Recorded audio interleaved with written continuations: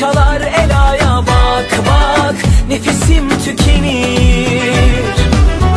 Hayal değil bu, hayatın ta kendisi.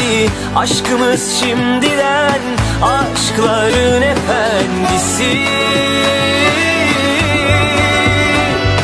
Maşallah diyelim, nazarlar değmesin, ilan ettim bu kalbin sahibi de sensin. Maşallah diyelim, nazarlar değmesin, bugünü yaşa, yarını hayal et, çünkü hep benimlesin.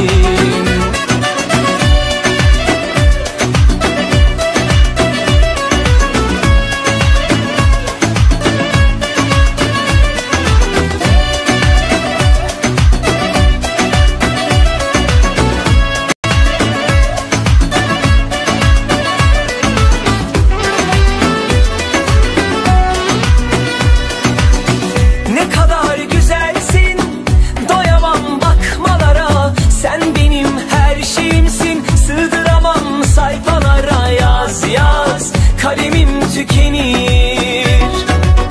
Ne kadar narinsin, kıyamam dokunmaya. Ne güzel gözlerin var, güneşte çalar elaya. Bak bak nefesim tükenir. Hayal değil bu, hayatın ta kendisi. Aşkımız şimdiden aşkların efendisi.